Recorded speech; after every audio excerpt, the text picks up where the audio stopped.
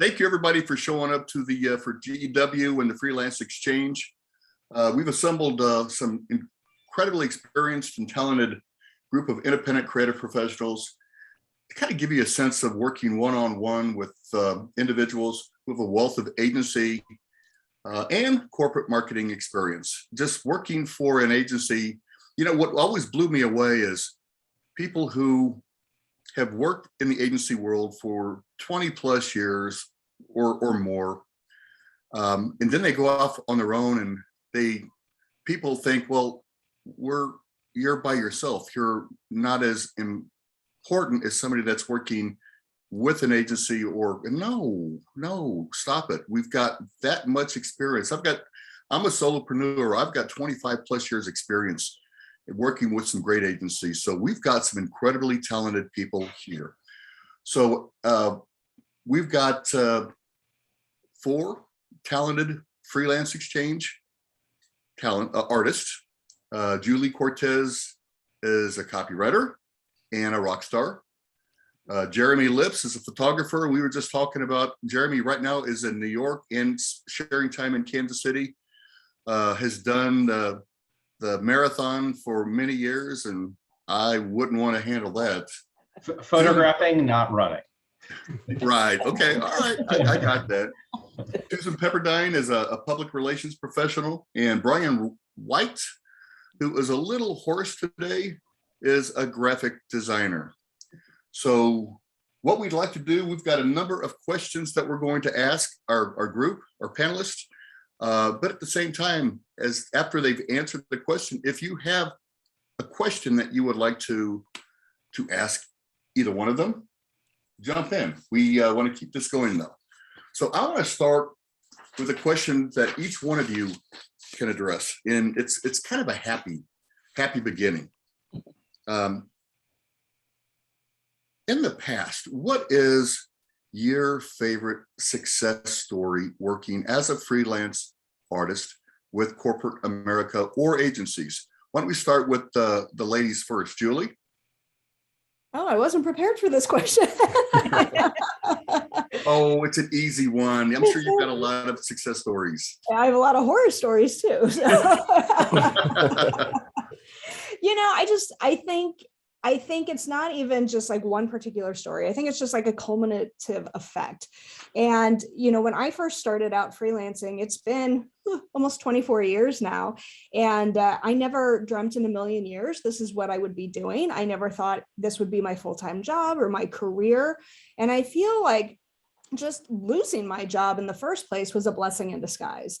And it launched me into a direction that I would have never explored. And now I feel like I'm just rocking the scene and helping others.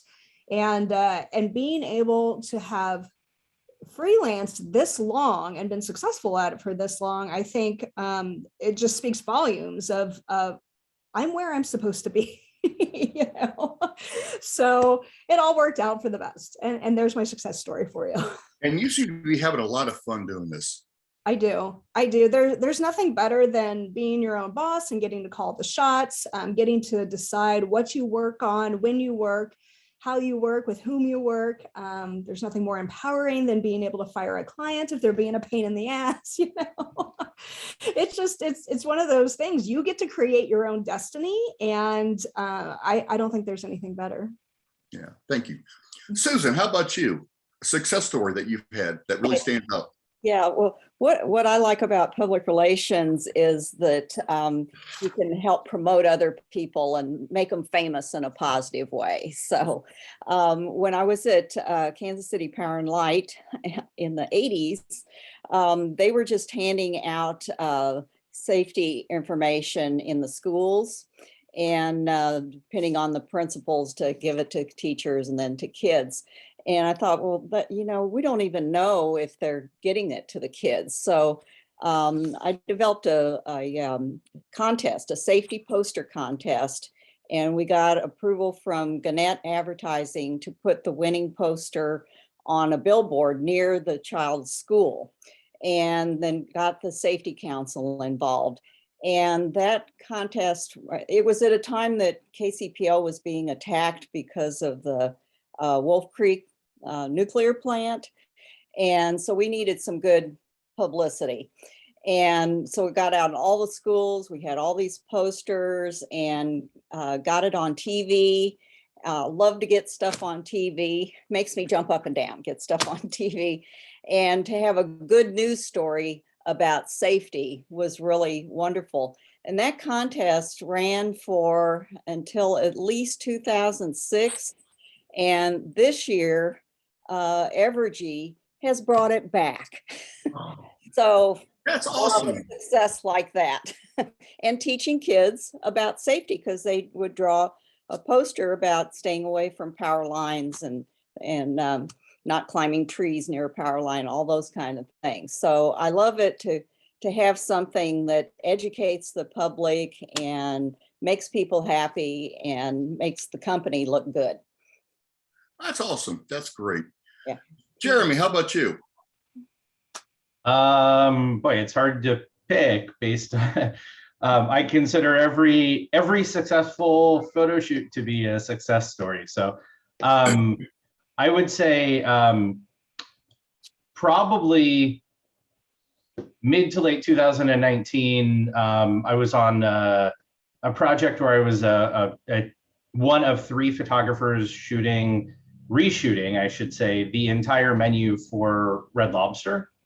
It was for their online ordering system that they were revamping, and we produced 300 images on 3 sets simultaneously over a 5-week period, which happened to be very timely because we ended that project in the end of August 2019. And as we all know, March of 2020, everything shut down and everyone went to an online ordering system and started doing delivery because they weren't allowed to eat in a restaurant anymore.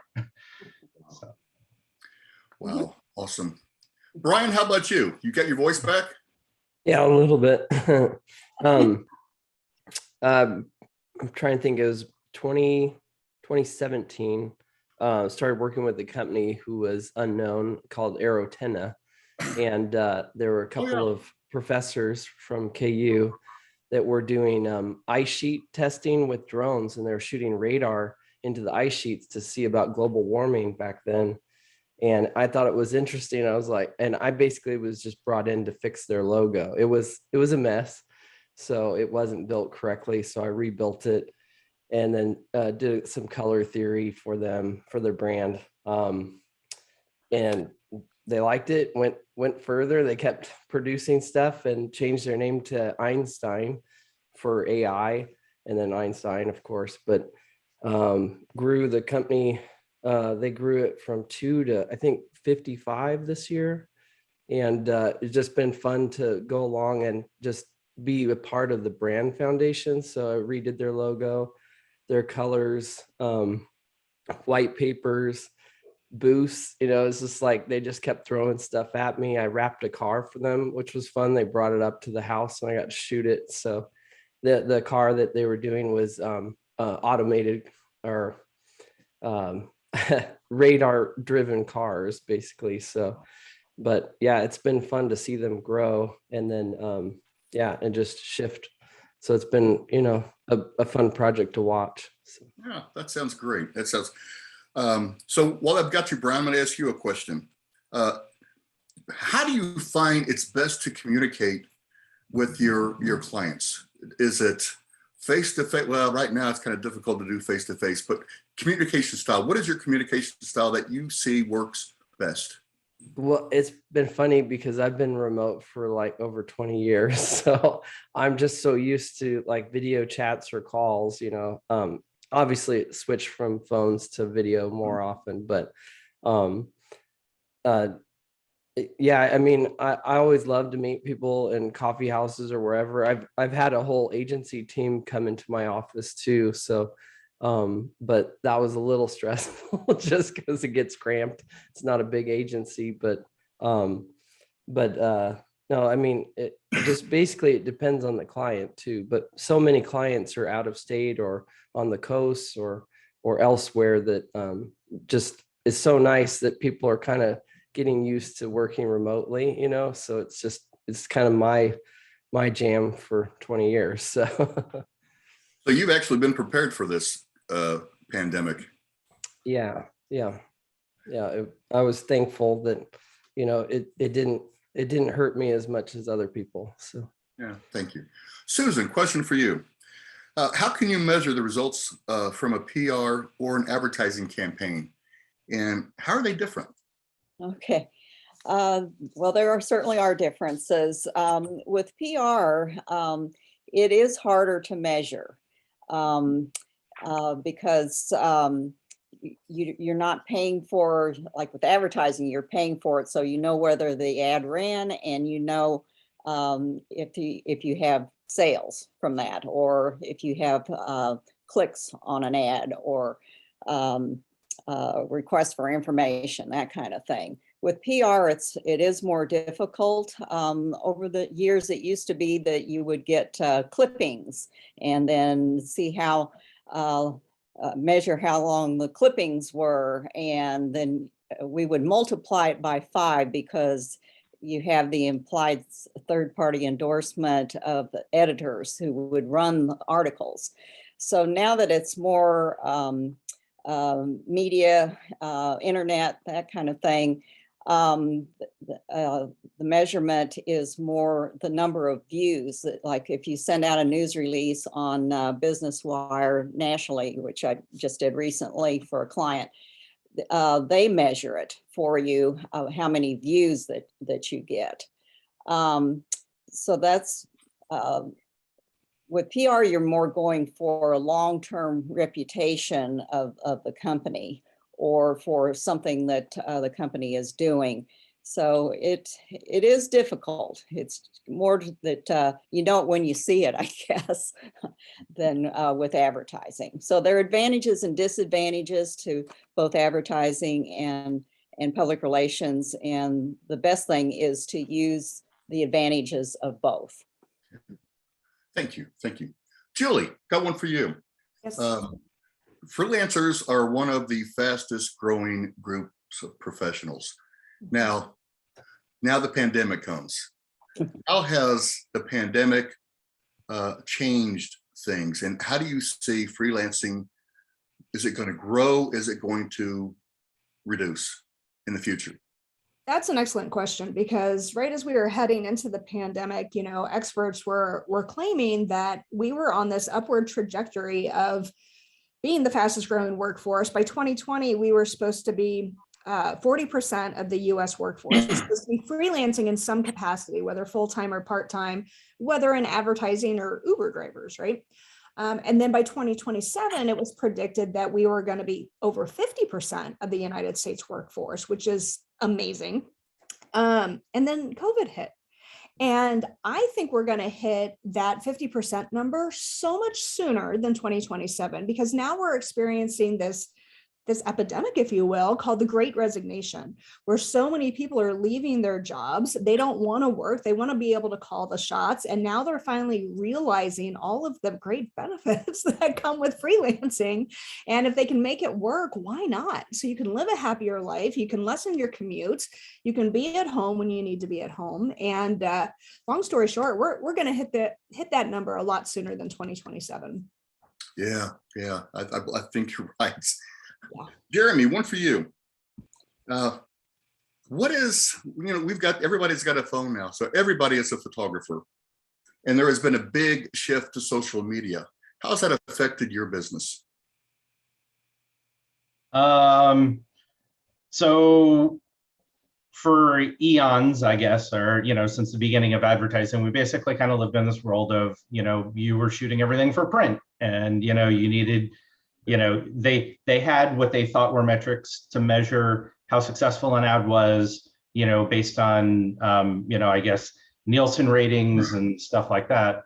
And then the internet came around, and suddenly everybody was like, oh, well, we still want to do all this print. We're still going to do all this print because we just don't know about this internet thing. And the internet's just kind of like an add-on. And then we've kind of had this like global shift in the last probably 5, maybe 10 years, to where social content and online content is more important than print content. Like, I know very few people who are looking at magazines these days to see where the print ads are. but everybody is on social media and everybody is on Instagram. And so the thought process should change with that, in that advertising for social media should be the primary focus for a lot of companies. And the secondary focus should be the print advertising, because you're not doing as much of it. And you can more easily measure the number of eyeballs that you get on a social strategy, because you can see like how many people have viewed it and how many people have engaged with it, but you're just still not really sure about print or broadcast. Right, right. Yeah, thank you. Thank you. Brian, question for you. In working with your clients over the years, have you seen a change from going from an hourly on projects, hourly, project-based? How does it work best for you and your clients? It's so different per project, even per client too. So sometimes clients will come with a project that fits better for hourly. Like if I'm managing a team of developers and they've got, an idea, we're going to do it hourly, because that idea has rabbit holes that you have to watch for, and you have to almost hem in different parts and pieces, and it can just be a rolling project that you're working on different projects and shutting down those projects or not projects, sorry, problems, and then making sure that they're covered and then moving forward. Other pieces like a branding guideline, or a brand book, that would be a project that we would bid out as a set rate. And we usually shoot for set rates because we've done this a long time, and it just works best for everyone, and communicating up front. But we also have shifted doing user interface design in sprints. So it's basically like 5 to 10 hour sprints, sometimes 20. We've actually, it's amazing. In the last 5 years, you just kind of have to roll with what you get. But we've done t-shirt pricing. It's like, are you looking for a small project that's like 5 to 10 hours? This is a medium size, 10 to 20. And so then they'll come back and be like, well, we've got budget for medium. We want to add this on, so it's like, it's kind of this balance. But usually the older you get and the longer you've done it, it's really hard to say, yeah, I'm worth this amount, this X amount, because you're stacking all those years that you can quickly shift and say, no, this is going to be wrong. And it might save them $5,000 just from one quick question, so you usually try not to pinpoint it up front. If someone kind of hems you in and says, this is what we've got, you just say, okay, yay or nay. But yeah, that's kind of a roundabout. That's like a politics answer right there. So Politically correct. That's something I've never been. Thank you, Brian. Yeah. So to our guests, Georgia, Jessica, Becky, Stacy, Diane, and others, if you have any questions, I'm gonna open it up and allow you to ask questions of our panel. You don't want to just hear me talking the whole time. I would hope not. So I will go ahead and continue on. Susan, what skills should we expect from a freelance PR professional like you? Okay, definitely know how to write. I actually had somebody apply for a job one time when I was with ad agency. It was Marketing Resources, which is now the Frank Agency. But she sent in a resume and said that, well, she knew she couldn't avoid writing altogether, but writing is all important, and you need to be able to write in Associated Press news style if you're going to be doing news releases. That's very important, because you want to have present information to the media in a way that they're most likely to accept it without having to do a lot of work and without misinterpreting it or putting it in the wrong light. So that's the basic skill. And then having creativity to come up with ideas that will promote your client in a good light. Let's see, being able to respond quickly when needed. You can't go by the clock with public relations. So for example, when I worked with Lane Christensen for 20 years, and their water well drilling mineral exploration company, the one that helped rescue the miners from Chile. And when that was going on, they were drilling and they finally broke through on Saturday morning in October. And so I got a call from the CEO when my husband and I were on the way to St. Joe for a little day trip in his Corvette. So I had to come back, write the news release. We sent it out internationally and then got calls from all over the world, from the BBC in London and everywhere wanting interviews. So you have to be able to respond at any time, day or night, if with public relations. So this isn't an 8 to 5 job? It's what? This isn't an 8 to 5 job? No, not necessarily, but my approach is, I learned from my mother. She said, don't leave things to the last minute. So I went through college, and 4 colleges in 3 years. I got through early. I'm always working ahead on the things that I can work ahead on, like newsletters and magazines, and news releases that aren't time oriented. And then you're able to drop everything and respond when you need to. Yeah. Thank you. Thank you. Julie, you shared with us in the beginning that you've been a Rockstar creative or a copywriter for 20 plus years. Not as long as I have, but in that 20 years, you probably figured out a process that is going to set you and your client up to have a successful project or campaign. What does that look like for you? That's a great question. And that's something I walk my students and my coaching clients through, because I feel it's so integral. You know, so many of us freelancers went to school to study our craft, whether it was writing, design, photography, what have you. And we didn't necessarily take business classes or take a freelancing 101 class, you know, and there's so many things that come with the territory to set up the relationship for success, right? So, you know, you would start out with, in my case anyway, you'd start out with a preliminary consultation, see if it's a good fit for both parties. You know, the freelancer ought to be interviewing the client as much as the client's interviewing the freelancer. Show them your work, because you don't want to have any surprises later on down the road. Everybody, especially in the creative space, has a very, very different style. And you want to make sure that the client is on board with that and they like your style. And then, of course, let's say they're ready to go ahead and do work with you, right? So you have some sort of discovery meeting, you get the download, you go back to your office, you write up an estimate or a proposal, you send it off to the client, and they approve it. Awesome, they sign it, they send it back. Well, then what follows that, and a lot of small businesses or startups don't necessarily know this, but it's industry standard for a freelancer to ask their clients to sign a contract or a working agreement, and then also to get a deposit before starting up front. So that all takes place. Deposits can be anywhere from like 50% of the estimate to, some people do milestone billing. So like a third up front, a third when the concept is approved, a third when the project's complete. All of those policies are created by each individual freelancer.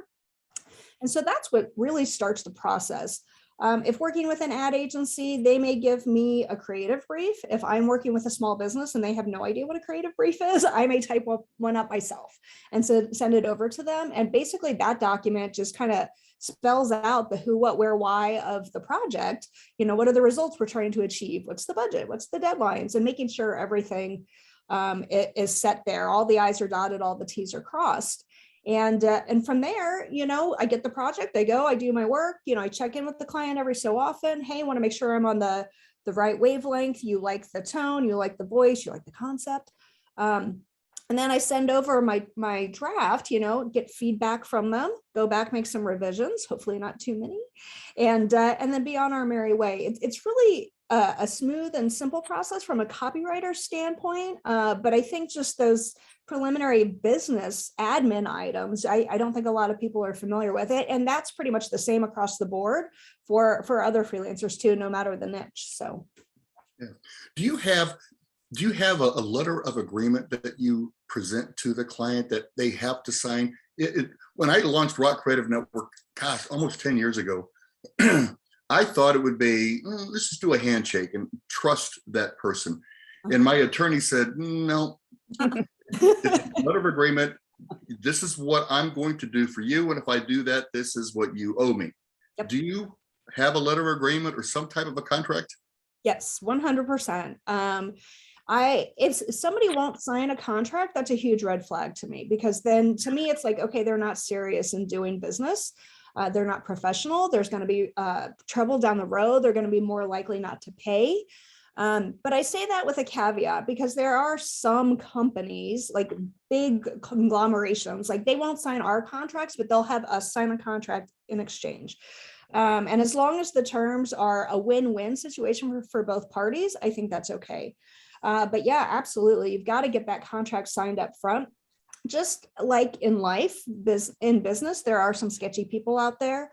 And for whatever reason, people like to think that they can take advantage of those who are self-employed. And I think it's because they think we don't know what we're doing.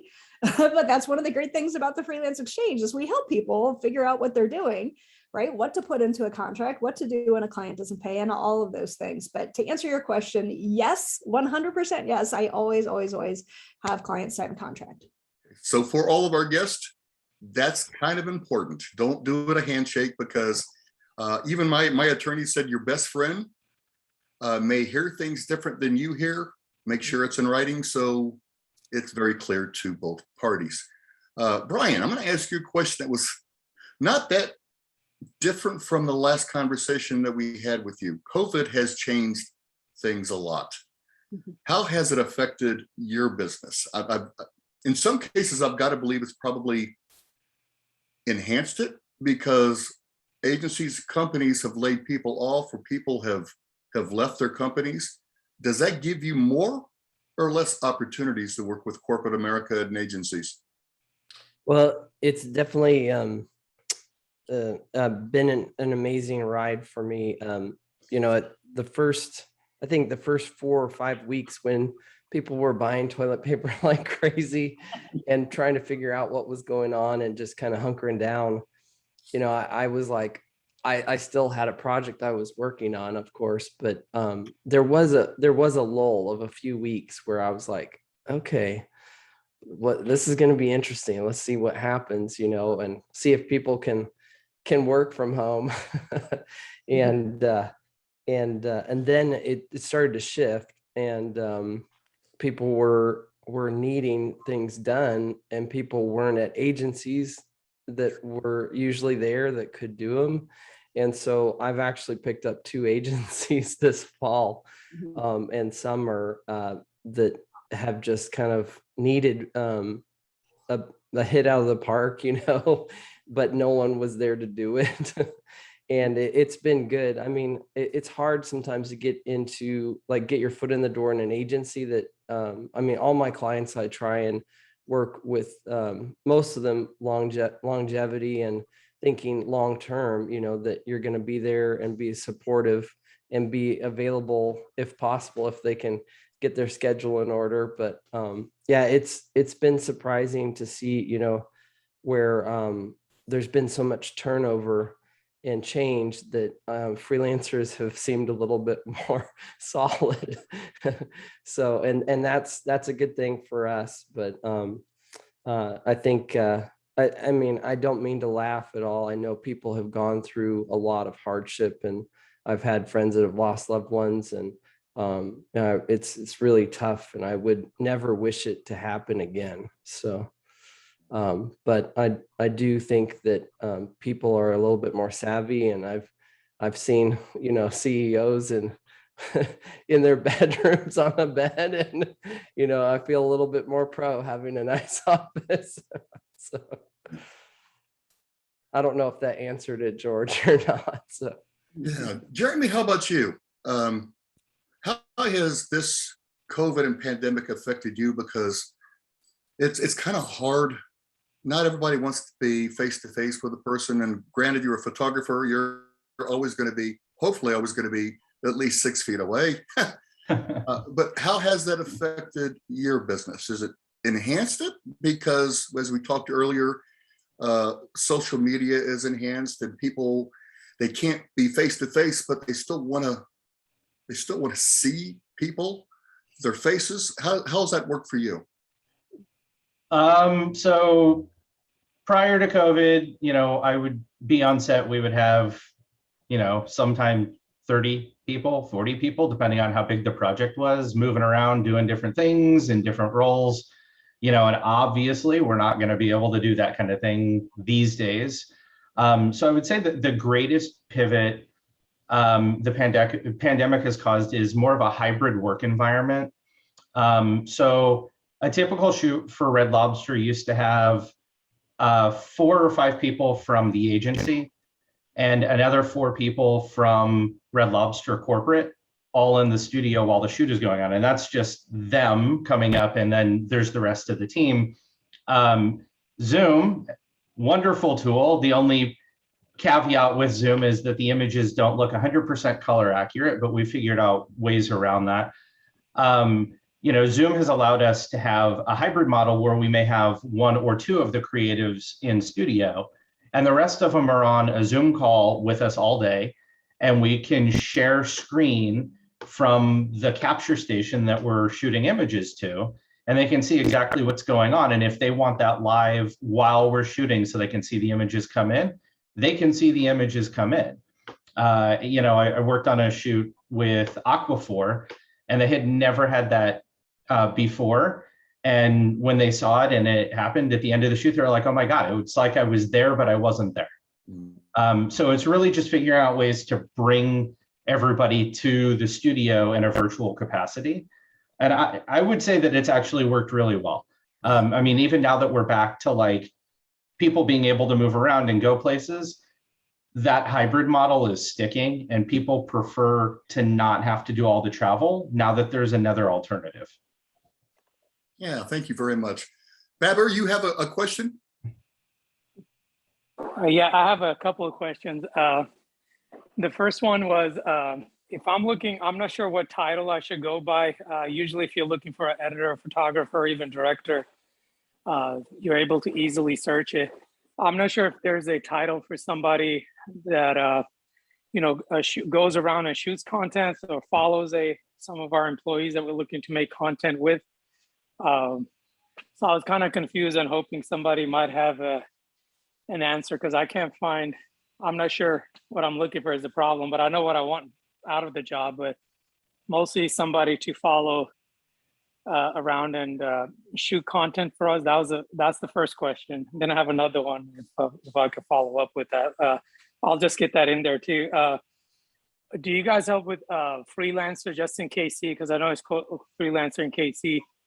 We plan on traveling overseas. I don't know if there's any overseas connection or other states that we could work with freelancers as well, like places like Pakistan or India. Those are my 2 questions. Thank you. Anybody want to jump on that? Jeremy, you have a thought? Because it sounds similar to what you do.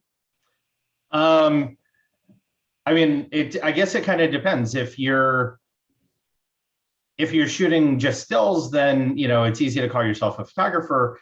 If you wanted to be broader, I guess, about what you call yourself, you could call yourself a content creator. That in and of itself would encompass stills, video, stop motion, just about anything that's creating content for a brand. And I guess helping them with whatever their marketing strategy happens to be in a content creation capacity. For me personally, I call myself a photographer, but I'm a retoucher, I'm a photographer, I do stop motion work. My job my title isn't just photographer, but it's kind of like the broader sense of what I do most of the time. So that's kind of what I lead with. And if people looked at my website, they would see all of the other aspects as well.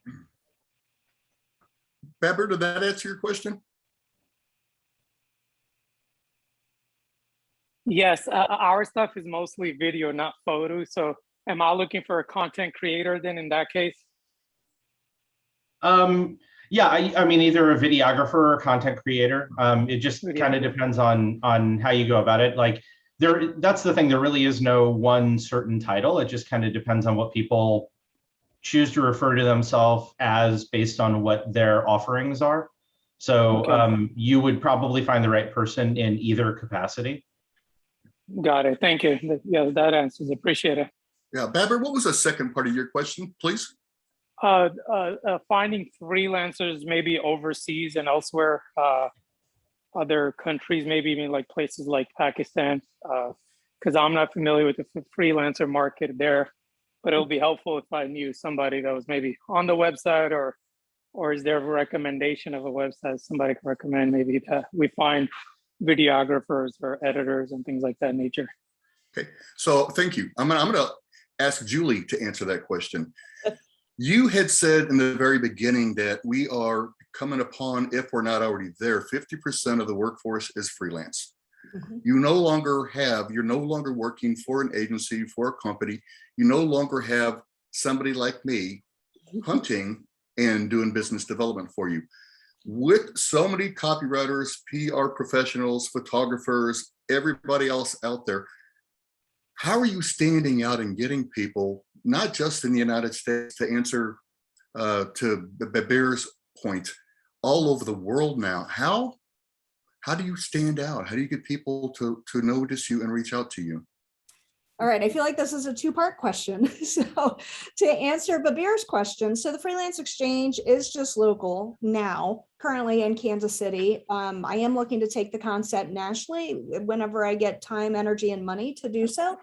But I am connected with people all over the country just because I attend these national freelance conferences, and I'm really well connected in that regard. Now, going overseas is a completely different story. I will tell you that some people are able to find overseas talent on freelance platforms such as Fiverr or Upwork. I know there's a lot of people from Pakistan and India on those platforms, so that might be a really good start for you, is going there. So, and George, to your question is, how do I stand out? For me, a lot of it comes down to branding. A lot of it comes down to reputation and PR for Susan. I feel like that's something that a lot of people miss out on. A lot of freelancers forget that, especially when we work in advertising and marketing, we're not only supposed to be doing that for our clients, but for ourselves as well. You've got to continually be looking for the next client, the next project. And I feel like for me, it's just constant self-promotion. And I know it's hard. A lot of creatives in particular are introverted and they don't like to put themselves out there. But I feel like it's one of those evil necessities. And if you don't feel comfortable doing it yourself, then maybe you hire somebody to do it for you. Maybe you find a social media strategist who will schedule posts for you and you don't have to touch it at all. But for me, that's really been one of the things that I have found that really, really has worked, and that helps me stand out amongst my competition. Yeah, I've heard from so many people on the creative over the years working with creatives. It's like they look at what I do and it drives them crazy. I can't sell. The people will reject me. It's not personal. It's timing. Don't take it personal. But to Julie's point, you have to stand out and let people know that you exist and what you do, and how you can help them. Mhm. Frank, you have a question for us? Yes, I do. So originally I started out not doing what I do now. So I started out doing a lot of DJ work and producing work. And I used to work for a carpet cleaning company, just cleaning carpets. Known the owner for years, and I kind of just fell into the video side of things and photography side of things to help his business, and even run his social media page as well. So I'm kind of new to this, but I've been doing most of the work for, I don't know, I'd say about a year now. Not really any contract, not really any written agreement, if you will. So I'm just kind of going off the whim and going as I learn here. But I'm starting to pick up more clients here and there who's seeing my work, who follow the social media page that I run for them. So I feel like everything is on a good standstill, but I need to get a little bit more, official in things. So I actually have somebody that I'm meeting with today that's a guttering business, and I'm just trying to figure out the best way to go about it when starting things off, I guess you can say. I know Julie touched on it a little bit about, having that consultation, trying to figure out, if the work fits for them. The way I got the connection was a woman that used to work for the carpet cleaning company, pretty much threw my name out there. So it kind of solidified things within. She already knew what I did, follows the social media, put a good word in for me. So I want to do it the right way, especially with this company that I don't really know. And I'm also having trouble with, just like the pricing aspect. I feel like the carpet cleaning company I've solidified where, I'm getting paid like a weekly amount for photos and video, and probably like one video, my time and my efforts, some photos, and then the social media page as well. It's just a one flat fee of, like $500. So yeah, my question is just trying to get like, how would I go about just this new guttering business and trying to establish ground and obviously continue work for this company. Anybody want to take that? That sounds like a Susan or a Julie. I was going to say Jeremy, since he touched upon the photo. It kind of is in my wheelhouse as well, because it's all part of photography and video. And I follow a lot of the rules that Julie has put in place for running a business. And that is, your first steps with this company should be meeting with them today and really figuring out what it is that they're looking for you to do. And part of that is kind of knowing the right questions to ask, like, where is the content going to be used? How long do you want to use it for? How many images are you expecting to have delivered? What's the time frame for delivery? And once you have all the specifics, you can go back and kind of really think about like what you should be charging for each of those things. And I charge on my rate is kind of technically considered a project rate, and it consists of a creative fee, which is basically the fee for me to show up as the expert with a camera and my creative sensibility to take your photos. And then on top of that, there would be some sort of a usage fee, which is a fee for them to use it in the different types of media that they want to use it in. And then added to that is all of the expenses. Like, do I need to hire other people to help me? Like someone to help me set up the lights and tear down the lights? Do I need to, I have internet expenses, am I going to do digital transfer, of images to you, or am I going to go out and buy a hard drive? Then, we have to add the hard drive to that fee. So there's a lot of expenses that go along with it. And that all basically becomes what would be the project rate or my estimate. And then that estimate, as a contract becomes a contract when it's signed, and it goes out with about 3 pages of terms and conditions that outline everything that they would need to know, from cancellation fees to force majeure clauses, anything that could happen. It has late fees or outlining for when payment should be received and what happens if it isn't received on time. And because I'm in New York, I'm very specific with that. A couple of years ago, they enacted something called the Freelance Isn't Free Act in New York City, whereby a freelancer who works for a company and is not paid and takes them to court can actually get double damages, court fees, witness fees. Like, there's a whole slew of things that you're allowed to recuperate if you don't get paid on time. That's actually in citing of that act, not the specifics, but the act itself, is in my contract. Because I want people to know, I know what we should be doing and how we should be doing it. But all of that stuff, you know, then goes out to the client. The client basically will get back to me and let me know, you know, if we're over their budget or if we're within their budget. And then the project will begin from there. So you kind of, there's a lot of legwork that you need to do after you have this meeting today, before you get to the point of actually creating any content for them and deciding if they're the right fit for you. Frank, can I help? Yeah, I work very differently. With public relations, you can't really estimate a lot of times how much a project's going to cost. You don't even know what projects are coming since it's more news oriented. So I've worked for 2 ad agencies plus an in-house agency at Hallmark, and then I worked at Barclay when it was still Barclay and Evergreen, and then Marketing Resources. And so I've always done progress billing, where whatever I had during the month, then I would bill for that at the end of the month. Or if it was a one-time project, I would bill at the end of the project. I never get money up front in my case, because I don't know what the project is going to involve.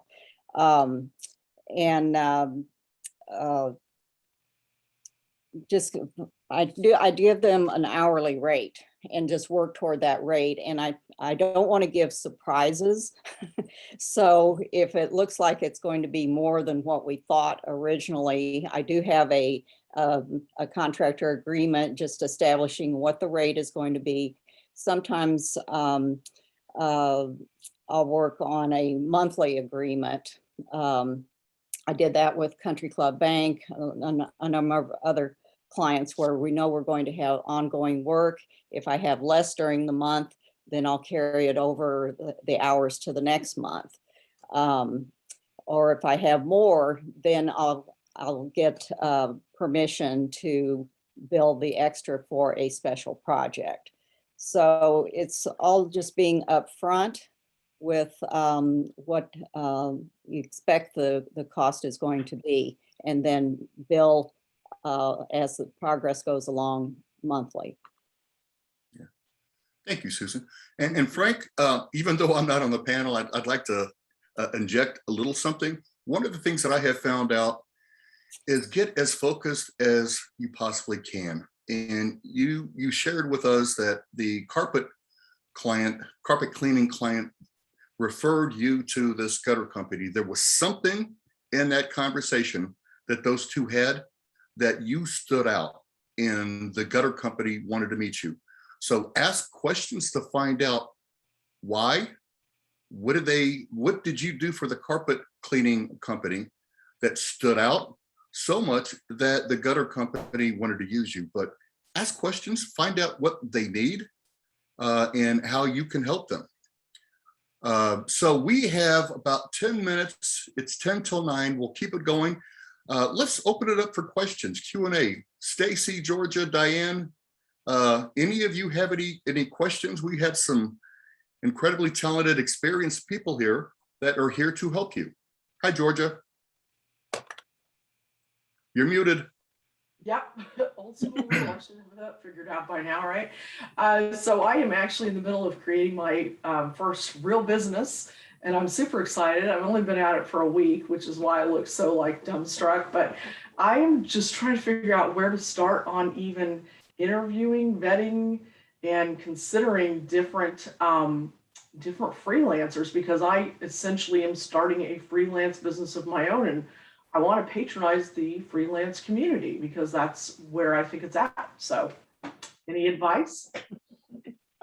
I can take this one. Here in Kansas City, we offer this resource called the Freelance Exchange of Kansas City, hence what this organization is that we're representing. It's a free service for the local community to use to find freelance talent.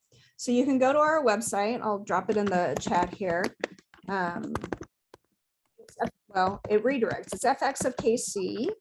KC.com. It redirects to KC Freelance Exchange. Both of them will work. And you can go and search for talent there. We have a drop-down menu. You can find graphic designers, you can find illustrators, photographers, writers, PR pros, web developers, you name it. If they are self-employed in the advertising marketing space, they are most likely part of our community. And you can view their resumes, their portfolios, their bios. You can go and look at their website, look at their LinkedIn profile. All of that is connected to our website. So it's a great place to start. What I would encourage you to do is to figure out, what kind of freelancer you need first, right? Are you looking for a logo to be designed? Then maybe you would need a logo designer or a graphic designer or art director. On our website, you would go to the portfolios tab or search for talent, and there's a drop-down tab, drop-down menu, and you can select what it is you need. So let's say you choose graphic design. And you go and you see that we have a lot of graphic designers in our group, which is great because you have plenty to choose from, but it can be a little bit overwhelming when there's so many of them, right? So we do have a key on there. There you will see a portfolio icon next to any member that actually has their portfolio samples up. If they don't have portfolio samples up, well, then it might behoove you to keep going and find the people who do, because that will make your job a lot easier, right? But look at their stuff, take a look at everybody's work, compare them and determine what kind of style you like, because not everybody's style is the same, right? Are you looking for something a little bit more corporate or more edgy or whimsical or however you want to describe it? And then furthermore, don't just look at the work, actually talk to the freelancer. Get references, get testimonials, what have you, but talk to them and make sure that it's a good personality fit, because that's super important. Somebody may be so super talented and creative and you love their work, but then in meeting them, they don't appear to be easy to work with. And that's going to be very important going forward. So you want to make sure personalities jive as well. If you don't have time to search for a freelancer, you can send us like a short help wanted ad. Hey, here's what I'm looking for, contact me, send me your samples, here's my email address. And we would put that out to our members for you. Okay, we can send it out via email, or we have a private group on Facebook for our members so they can reply to you. We try and make it very easy. We try to hold your hand through the process and get you the talent that you need, because there's so much good talent here in Kansas City for sure. And Georgia, I would say, one thing about being part of the Freelance Exchange of Kansas City is it's such a great network. It's like a family. So if you're looking for something in particular, you're looking for help with a logo, you can ask Brian. Brian's a graphic designer, and it may not be Brian's style, but Brian is going to be able to introduce you to a fellow graphic designer who can help you. So it's like, I think one great thing about being part of the Freelance Exchange, not that I'm selling it, it's a network. It's a group of people to where if you're looking for something, if you call me up and you want a graphic designer, I can't draw anything. I can do stick figures, but I could introduce you to a person or persons that can help you. So it's get out there and network. Don't be shy. Mm-hmm. So we have 5 more minutes. We haven't heard anything from Jessica and Diane. Diane, I've got to believe you got a question. Diane. Nope. No, I really don't have a question, because since I am a freelancer, so a lot of this I do. So, okay. So I just jumped on here to see what was going on. And has this been helpful? Yes, it has been very interesting. Yes. Okay. Thank you. Thank you for joining us. Appreciate it. Sure. Jessica's coming out. Yes.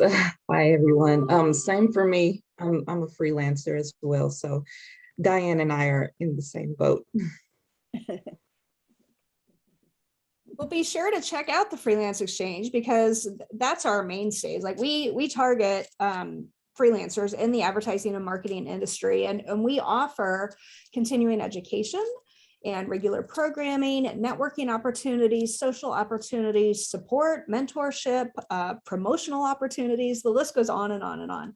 I know I'm a little biased, but it is because it is my baby, but we've been around for almost 20 years, believe it or not. And it really has become just this beautiful collective, this beautiful community of freelance talent here in Kansas City, and everybody's just so helpful and so kind. And I think another added benefit of it too is, let's say, yes, I'm just a copywriter, but my client needs additional help. They need a designer, they need a photographer, social media person, web developer, what have you. Like, I am well equipped, I am well connected, that I would be able to form a team. I'd be able to form a virtual agency to help out my client, and be that additional resource and provide added value.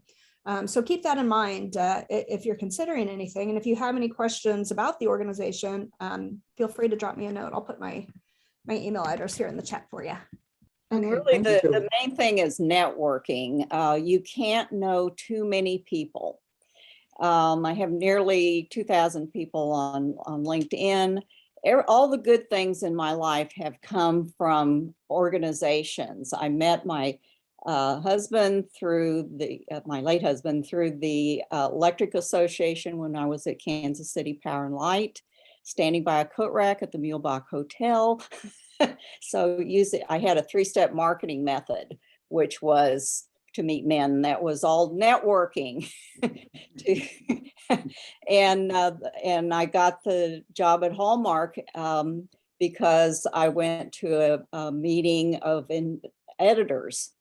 So all of the good things have come from getting out and meeting people and making connections.